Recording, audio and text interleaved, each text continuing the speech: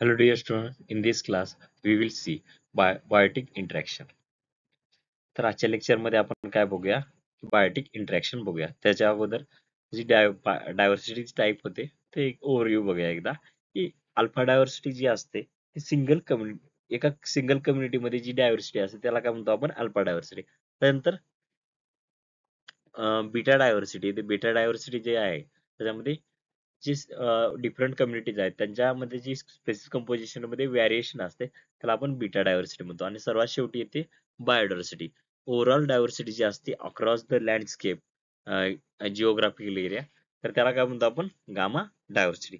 त्यानंतर पुढचं बघूया आपला आजचा मेन टॉपिक जो आहे बायोटिक इंटरॅक्शन. बायोटिक इंटरॅक्शन आपण इकोसिस्टम इकोलॉजी जेव्हा सुरू केलं होतं तेव्हा बघितलं होतं की जे लिव्हिंग ऑर्गॅनिझम आहेत ते इकोसिस्टम सोबत तर इंटरॅक्ट ते काय करतात की एकमेकांसोबत काय करतात? इंटरॅक्शन करतात. हे इंटरॅक्शन जे असते ते काय बायोटिक फॅक्टर मध्ये पण असू शकते किंवा बायोटिक अबायोटिक फॅक्टर मध्ये पण असू शकते. मात्र आज आपल्याला जे इंटरॅक्शन बघायचं आहे ते बायोटिक फॅक्टर मध्ये दोन स्पेसिस एकमेकांसोबत कशा पद्धतीने इंटरॅक्शन करतात, त्यांचे काय काय परत टाईप पडतात, हे सर्व गोष्टी आपण बायोटिक इंटरॅक्शन मध्ये बघणार आहोत. ह्यावर खूप वेळेस क्वेश्चन विचारले गेलेले आहेत सेट साठी तुम्हाला बायोटिक इंटरॅक्शनवर. तर ह्याचा पहिला टॉपिक जो आहे तो कॉम्पिटिशन आहे. तर कॉम्पिटिशन मध्ये काय की एका रिसोर्स साठी एक रिसोर्सेस आहे समजा, मग त्यासाठी दोन स्पेसिस काय करतात, दोन ऑर्गॅनिझम काय करतात, एकमेकांसोबत काय कॉम्पिट करतात. जसं की इथं बघू शकता की जसं की इन्सेक्ट आहे, इन्सेक्टवर काय इन्सेक्टला प्रे म्हणून युटिलाइज करण्यासाठी बर्ड काय करतायत? कॉम्पिट करत आहेत एकमेकांसोबत. तर हे काय झालं? कॉम्पिटिशन. कॉम्पिटिशन मध्ये काय एक शेअर्ड रिसोर्सेस असेल आणि त्या रिसोर्सेसला युटिलाइज करण्यासाठी इथे काय दोन स्पेसिस मध्ये काय असेल? कॉम्पिटिशन असेल. Profit or loss. Competition is negative interaction leading to loss of good species. तर कॉम्पिटिशन आहे हे दोन्ही स्पेसिसचं ह्याच्यामध्ये लॉस होते, कारण दोन्ही स्पेसिसची इथे काय एनर्जी जी आहे ती वेस्ट जाणार आहे. जे ह्यांच्या दोघांमध्ये जेव्हा कॉम्पिटिशन होणार तर ही दोघं पण एनर्जी कशामध्ये स्ट्रगल एकमेकांसोबत फाईट करण्यामध्ये एनर्जी काय करणार? वेस्ट करणार. मग कॉम्पिटिशन कसं झालं? निगेटिव्ह निगेटिव्ह इंटरॅक्शन आहे, म्हणजे दोन्ही स्पेसिसवर हे असा काय निगेटिव्ह इम्पॅक्ट आहे. त्यानंतर प्रेडेशन. प्रेडेशन मध्ये काय की एक ऑर्गॅनिझम आहे जो दुसऱ्या ऑर्गॅनिझमला कन्झ्युम करतो. ह्याच्यामध्ये जो ऑर्गॅनिझम काय करतो? दुसऱ्या ऑर्गॅनिझमला कन्झ्युम करतो, त्याला प्रेडेटर म्हणतो आपण. आणि ज्या ऑर्गॅनिझमवर तो प्रेडेटर कन्झ्युम करतो, ज्या ऑर्गॅनिझमला तो प्रेडेटर काय करतो? कन्झ्युम करतो, त्याला प्रे म्हणतो. अँड आणि हे जे आहे फंडामेंटल इंटरॅक्शन आहे खूप मेजॉरिटी इकोसिस्टम मध्ये. जसं हार्बिवर इकोसिस्टम बघितलं तर तिथे पहिल्यांदा तर काय जो हार्बिवर ग्रासलँड इकोसिस्टमचं बघितलं तर पहिल्यांदा प्लांट हे आहेत ते प्रोड्युसर आहे. तर जे हार्बिवर आहेत ते अगोदर काय करणार? प्लांटवर फीड करणार. आणि हार्बिवरला परत जो हार्बिव्हर्स आहेत, डिअर्स असतील त्याच्यामध्ये, त्यांच्यावर लायन्स किंवा टायगर्स काय करतील? परत फीड करतील. तर हे काय झालं? प्रेडेशन झालं. याचं एक्झाम्पल इथे काय दिलेलं आहे की lion hunting zebra on African savanna. तर सवानामध्ये काय लायन जे असतात ते झेब्रावर झेब्राची काय करतात? हंटिंग करतात. तर इथे प्रेडेटर कोण आहे? लायन. आणि प्रे कोण आहे? झेब्रा. आणि हे जे इंटरॅक्शन असते ते प्रेडेटर प्रे रिलेशनशिप ऍक्शन मध्ये शो करते. प्रॉफिट लॉस याच्यामध्ये काय कोणाचं प्रॉफिट असेल? ते प्रेडेटरचा प्रॉफिट असेल, कारण त्याला तिथे एनर्जी भेटलेली भेटते. मात्र जो प्रे आहे त्याचा इथे लॉस आहे. त्याचे तिथं तो काय तिथे काय झालं? त्याचं सर्व्हायव्हल संपलं. त्याचं सर्व्हायव्हल तिथे काय झालं? एंड झालं. मग तिथं प्रेचा काय आहे? लॉस आहे. आणि प्रेडेटरचा काय तिथे एनर्जी गेनमुळे प्रॉफिट आहे. तर ही काय प्लस मायनस काय प्लस मायनस इंटरॅक्शन आहे. त्याच्यानंतर पॅरासिटिझम बघूया. ह्याच्यामध्ये एक ऑर्गॅनिझम दुसऱ्या ऑर्गॅनिझमवर फीड करून काय होतो? बेनिफिट होतो. ह्याच्यामध्ये जे टिक्स असतात डॉग्सवर, त्याचं एक्झाम्पल इथे आपण घेऊ शकतो. जसं की टिक्स इथे बेनिफिट होत आहे, मात्र डॉगचे जे न्यूट्रिएंट आहेत तो काय टिक्स काय करून घेत आहे? सक करून घेत आहे. मग डॉगवर काय निगेटिव्ह इम्पॅक्ट आहे आणि टिकवर काय पॉझिटिव्ह इम्पॅक्ट आहे. तर इथं पॉझिटिव्ह निगेटिव्ह इंटरॅक्शन येईल. त्याच्यानंतर पुढचं इंटरॅक्शन बघूया आपण अमेन्सॅलिझम. ह्याच्यामध्ये वेट फॉर मिनिट.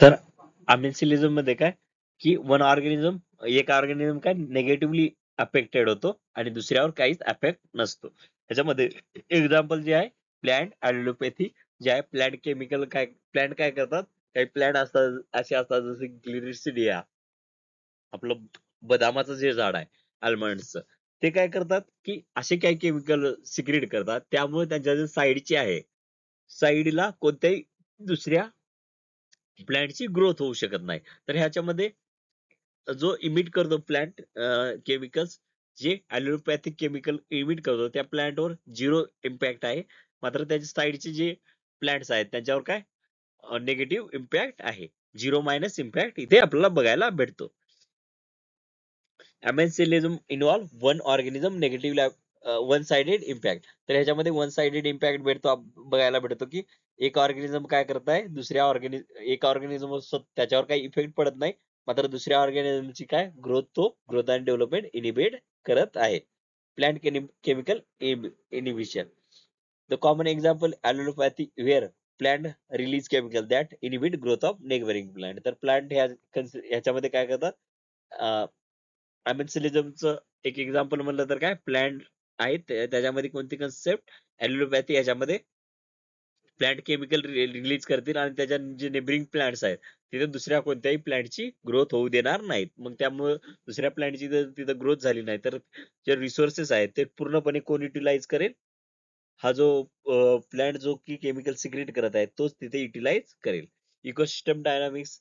तर इथे प्लांट कम्युनिटीचं कंपोजिशन आणि रिसोर्स अवेलेबिलिटी इन्फ्लुएन्स करण्याचं काम ह्या अमेन्सिलिझम हे प्लांट्स करतात. अमेन्सिलिझम आणि dynamics. Amenities can have significant ecological impact. तर स्पेसिस डिस्ट्रीब्युशन मध्ये ही खूप मोठ्या प्रमाणात काय करते, इम्पॅक्ट करते. जर दुसऱ्या स्पेसिसचा तिथे ग्रोथच होऊ देत असेल तर तिथे त्या इन्व्हायरमेंट मध्ये आपल्याला काय सिंगल स्पेसिसच म्हणजे ती एकच स्पेसिस तिथे आढळून येईल. अमेन्सिलिझम मध्ये जे कॉम्पिटिटर आहे, जो केमिकल सिक्रेटिंग प्लांट आहे, त्याला इनडायरेक्टली तिथं बेनिफिट भेटतो. कारण दुसऱ्या कोणत्याही ऑर्गॅनिझमची प्लांटची ग्रोथ न झाल्यामुळे सर्व जे रिसोर्स आहे तो स्वतः एकटाच युटिलाइज करतो.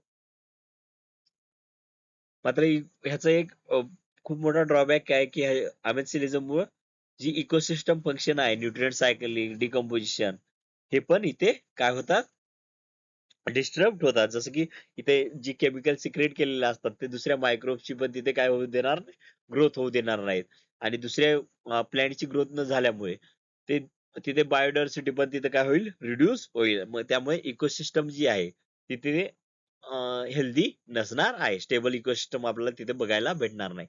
जसं की तिथे ग्लिसिडिया जो आहे तिथे कोणत्याच पद्धतीचे दुसरे प्लांट ग्रो होत नाहीत. मग त्यामुळे तिथं तो दुसरे प्लांट ग्रोथ न झाल्यामुळे तिथे जे दुसरे अॅनिमल्स जे आहेत ते जे की त्या प्लांट्सवर फीड करत होते, ती तिथे त्यांचा नंबर पण काय होईल, रिड्यूस होईल.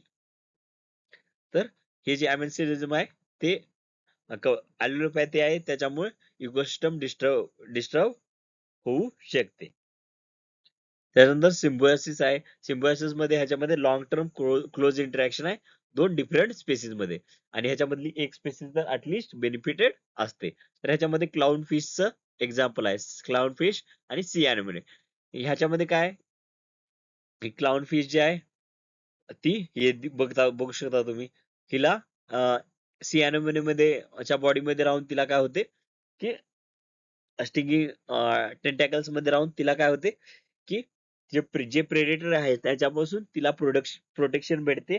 आणि अॅनिमोन सी अॅनिमोन जे आहेत त्यांचं काय, ही क्लाउन फिश वेस्ट क्लीन करण्याचं काम करते आणि तिला न्यूट्रिएंट भेटते. मग सी अॅनिमोनला काय फायदा आहे याच्यामध्ये की त्याचं जे वेस्ट आहे ते काय होत आहे, इथे क्लीन होत आहे. आणि क्लाउन फिशला प्रेडेटर पासून काय प्रोटेक्शन आणि न्यूट्रिएंट हे दोन बेनिफिट आहेत. मग सिम्बायोसिस काय आहेत की दोन्ही जे ऑर्गॅनिझम आहेत हे इथे दोघं पण बेनिफिटेड आहेत. त्यानंतर इथे प्रोटोकॉर्पोरेशन. तर प्रोटोकॉर्पोरेशन काय की सिम्बायोसिस मध्ये काय बघितलं होतं, लॉंग टर्म क्लोज असोसिएशन होतं. हे प्रोटोकॉर्पोरेशन जे आहे ते शॉर्ट टर्म असोसिएशन आहे. मात्र इथं पण दोन्ही जे स्पेसिस आहेत ते बेनिफिट होतात एकमेकापासून. तर ह्या इंटरॅक्शन मध्ये दोन्ही स्पेसिस बेनिफिट होत आहेत. जसं की इथे बघू शकता की अं, म्हैस आहे आणि त्याच्यासोबत काय बगळे आहेत. तर ह्याच्यामध्ये बफेलोचे जे बफेलोवर जे पॅरासाइट आहे असतील त्यांना हे इट करतील. तर ह्याच्यामध्ये जे हे बर्ड्स आहेत ते काय त्यांना फूड भेटत आहे. आणि जे बफेलोला आहे ते तिची काय होत आहे ते क्लिनिंग होत आहे. मग इथं प्रोटो कॉर्पोरेशन मध्ये दोन्ही स्पेसिस बेनिफिटेड होत आहेत. मात्र इथे काय लॉंग टर्म क्लोज असोसिएशन आपल्याला प्रोटो कॉर्पोरेशन मध्ये भेटत नाही, जसं की सिम्बायोसिस मध्ये. सिम्बायोसिस दुसरं एक्झाम्पल म्हणलं तर हनी बीच पण सिम्बायोसिसचं एक्झाम्पल आहे. ह्याच्यामध्ये हनी बीज जेव्हा पोलन कलेक्ट करतात तेव्हा हनी बीजला काय फूड भेटतो आणि त्या प्लांटचं तिथे काय होते पॉलिनेशन होते. मग ते पॉलिनेशन प्लांटला रिप्रोडक्शन साठी हेल्प करतात आणि यांना बेनिफिट काय भेटतो, नेक्टर भेटतो. तर हनी बीजला तर इथे पण दोन्ही स्पेसिस काय सिम्बायोसिस शो करतात, म्हणजे दोन्ही स्पेसिस बेनिफिटेड आहेत. त्याच्यानंतर आपण हे पण बघू शकतो याच्यामध्ये जे लेग्युमस प्लांट्स असतात सिम्बायोसिस मध्ये त्याच्यामध्ये काय असते की जे बॅक्टेरिया रायझोमस असतात ते काय, सोयाबीन जर एक्झाम्पल घेतलं आपण सोयाबीन तूर, तर त्याच्या ज्या आपल्या रूट्स असतात त्याच्यामध्ये आपण गाठी गाठी बघतो, तर त्याच्यामध्ये रायझोबियम नावाचा बॅक्टेरिया ग्रो होतो. तर तो काय करतो की तिथे नायट्रोजन फिक्सेशनचं काम करतो. नायट्रोजन फिक्स केल्यामुळे त्या प्लांटच्या ग्रोथ अँड डेव्हलपमेंटला तिथे हेल्प होईल, प्लांटला न्यूट्रिएंट अवेलेबल होत आहेत. आणि त्या रायझोबियमला काय फायदा होत आहे की रायझोबियमला तिथे जे राहण्यासाठी काय भेटत आहे, हॅबिट भेटत आहे, राहण्यासाठी हॅबिट आणि त्या प्लॅंट्स कडून न्यूट्रिएंट भेटतील. तर हे दोन्ही मधलं काय झालं सिम्बियोसिस. आणि प्रोटो कॉर्पोरेशन काय शॉर्ट टर्म आहे, लॉंग टर्म नाही प्रोटो कॉर्पोरेशन. तर इथे एक समरी आहे त्याच्यामध्ये प्रेडेशन बघू शकता. तर प्रेडेशन मध्ये काय होत आहे की हंटिंग आणि कन्झ्युमिंग प्रे. तर याच्यामध्ये लायन्स जे आहेत, लायन्स जे आहेत ते काय झेब्राची हंटिंग करतील. त्याच्यानंतर म्युच्युअलिझम मध्ये दोन्ही स्पेसिस काय इक्वली बेनिफिटेड आहे, बीज आणि फ्लावर किंवा सिम्बायोसिस पण याला म्हणू शकतो आपण. त्याच्यानंतर कमर्शियलिझम याच्यामध्ये वन बेनिफिट आणि अदर अनएफेक्टेड. ह्याच्यामध्ये कॅटल्स आणि इरगेट्स आहेत.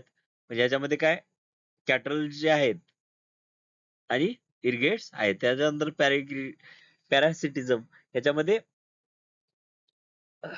Weight for minute.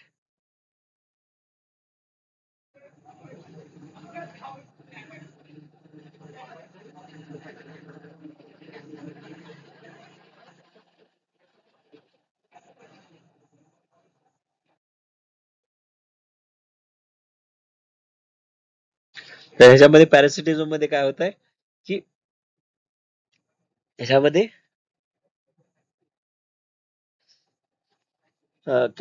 पॅरासिटिझम मध्ये काय होतं, एकाला बेनिफिट होत आहे आणि दुसरा काय होत आहे हार्म होत आहे. ज्याच्यामध्ये टिक्स डॉगवर जे टिक्स आहेत ते बघितले आपण.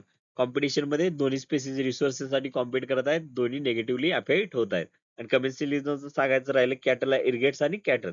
तर याच्यामध्ये काय कॅटल जे आहेत ते चरताना काय करतात की त्यांच्या पाठीमागे जे आहेत ते जे ते तिथून जिथून जातील तिथून काय होतील की जे जेव्हा तर तिथून काय होईल ते जे इन्सेक्ट आहेत ते बाहेर येतील.